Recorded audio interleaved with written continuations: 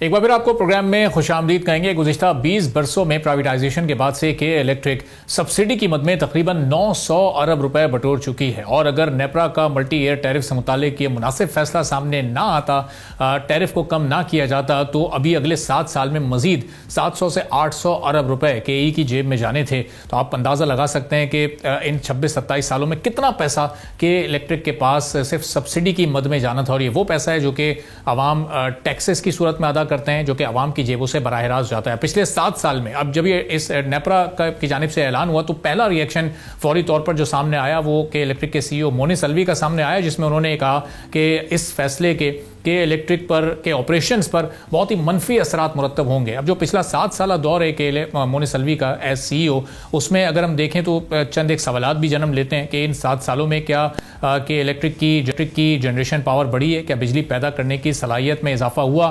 तो इसका जवाब है बिल्कुल नहीं। इस सलाहियत में बिल्कुल भी इजाफा नहीं हुआ। अभी तक जो नेशनल ग्रिड पर उनका इन्हिसार है वो उसी तरह से मौजूद है जैसा आज से 2 दहाइयों पहले था।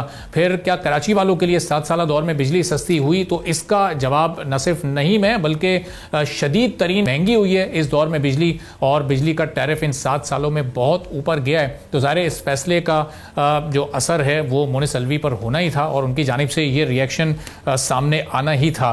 साबिक चेयरमैन लेस्को मुजाहिद परवेज चट्टा साहब हमारे साथ मौजूद हैं। उनसे इस पूरी सूरत हाल पर हम बात करेंगे कि अब किस तरह से ये कंपनी आगे बढ़ेगी, क्या इसकी परफॉर्मेंस रहेगी आने वाले दिनों में, और इस टैरिफ का क्या आवाम को कोई फ़ायदा मिल सकेगा, जिससे मुताल्लिक कई मुकम्मल तौर पर इनकार कर चुकी है, मुस्तरद कर चुकी है कि आवाम को इसका कोई फ़ायदा नहीं होने जा रहा है। मुजाहिद साहब, बहुत शुक्रिया प्रोग्राम के लिए, आपने वक्त निकाला। तो अब ये 7-7.25 रुपए की जो कमी की गई है, जो पहले हुकूमत ज़ाहिर सब्सिडी की मद में के इलेक्ट्रिक को दे रही थी, क्या इसके बाद के इलेक्ट्रिक का चलना आसानी के साथ मुमकिन नहीं दिखाई दे रहा? जो मोनिस अलवी कह रहे हैं कि ऑपरेशंस पर बड़ा मनफी असर पड़ेगा। 900 अरब पहले ले चुके हैं, मजीद 700-800 अरब लेने के चक्कर में थे। बिस्मिल्लाहिर्रहमानिर्रहीम। जी बिल्कुल, इस रिवीजन के बाद ऐसा नक्शा पेश किया जा रहा है जैसे कोई खुदा न खास्ता के इलेक्ट्रिक नेक्स्ट वीक ही बंद हो जाएगी, और एक तरफ वो खुद ही ये भी क्लेम कर रहे हैं कि हमने जो टैरिफ कम किया है ये कस्टमर को नहीं जा रहा। तो इट मीन्स अगर ये टैरिफ इसी तरह रहता तो इसका फिर बेनिफिशियरी किसने होना था? सिर्फ के इलेक्ट्रिक की मैनेजमेंट, के इलेक्ट्रिक के जो मौजूदा इन्वेस्टर हैं उन्होंने, इन दी शेप ऑफ सब्सिडी। ठीक है, तो मैं जब भी के इलेक्ट्रिक पे बात करता हूँ, आपसे पहले भी 2-3 दफा आपके शो में, थैंक यू वेरी मच, आपने इनवाइट किया और मुझे मौका दिया कि इसको प्राइवेटाइज किए 20 ईयर्स हो गए। To be very brief, privatise किया क्यों था? कि जी नंबर 1, गवर्नमेंट को बहुत ज्यादा सब्सिडी इंजेक्ट करनी पड़ रही।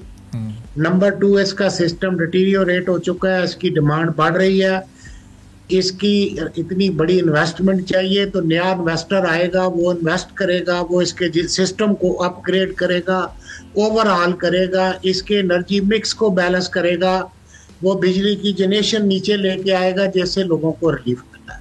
तो मेरा क्वेश्चन ये है, ये कोई इतनी बड़ी रॉकेट साइंस नहीं जो इतना वावेला मचा हुआ है। वेरी सिंपल, क्या प्राइवेटाइज के बाद गवर्नमेंट को सब्सिडी देना गवर्नमेंट ने बंद कर दी? नहीं। आपने इसी को ले लें, अगर ये टैरिफ रिवाइज ना होता तो साल की तकरीबन 890 बिलियन इनके मल्टी ईयर टैरिफ के पीरियड में साल की 127 बिलियन सब्सिडी गवर्नमेंट ने देती। तो जब गवर्नमेंट सब्सिडी देती है वो इनडायरेक्टली इफेक्ट किस पे आता है? ये कहते हैं जनरल पब्लिक को फायदा नहीं है, पब्लिक को फायदा है। वो जो सब्सिडी है, नेशनल एक्सचेकर पे जो बर्डन आता है वो कौन देता है? इस कंट्री का टैक्स पेयर देता है इनडायरेक्टली। नंबर 2, क्या आपने इन 20 सालों में कोई ऐसा काम किया कि जिससे आपकी वजह से, आपकी परफॉर्मेंस की वजह से टैरिफ नीचे आ जाता?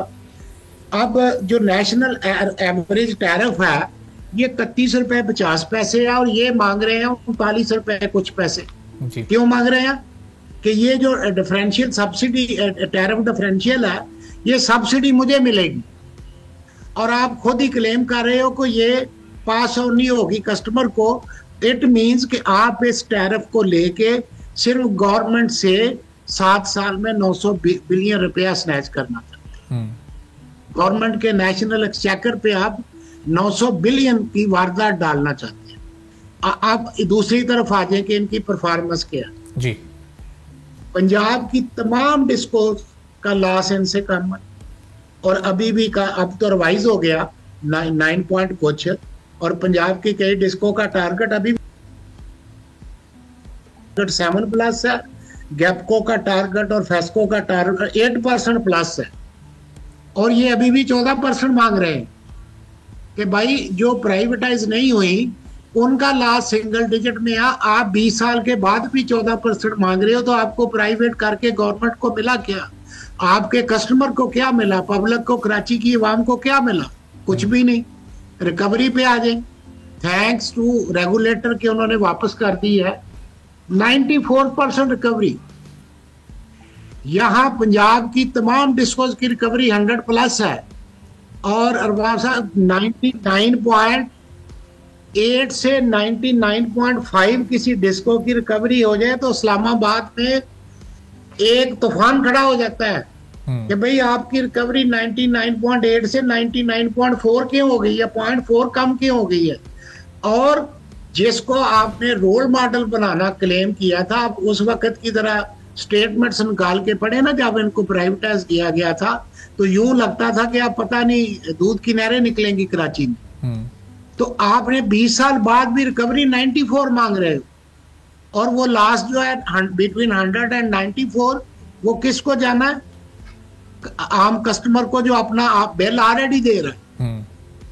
और एक सबसे बड़ी बात, और वो नेपरा ने अभी भी कंटिन्यू किया, उसको विड्रॉ नहीं किया, उस पर अभी कोई किसी बहस में मैंने वो चीज नहीं देखी।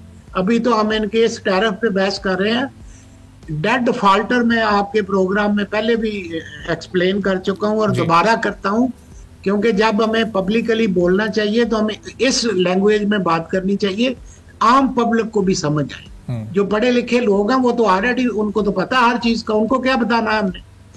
डेट डिफॉल्टर वो होता है कि आपने मेरा बिल देना था, आपने 2 महीने तक लगातार मेरा बिल नहीं दिया, मैंने आपकी लाइट डिस्कनेक्ट कर दी, लेकिन as on the date of disconnection जो पैसे मेरी आपकी तरफ मेरे ड्यू थे वो मैंने लेने हैं या नहीं लेने, सही। उसका एक मैकेनिज्म है। मैंने इंश्योर करना है कि आपने कहीं दाएं बाएं से तो बिजली नहीं ली, मैंने रेवेन्यू डिपार्टमेंट के थ्रू एक डिमांड क्रिएट करके कोर्ट में जाना है, हर तरह से मैंने वो पैसे आपसे रिकवर करने। It is first time in the history of power sector in Pakistan कि के इलेक्ट्रिक को ये अलाउ कर दिया गया है 50 billion plus, 50 billion, not a small amount, कि ये पैसे जो आपने लोगों से लेने थे ये हम आपको राइट ऑफ कर देते हैं, आप उनसे मत लें।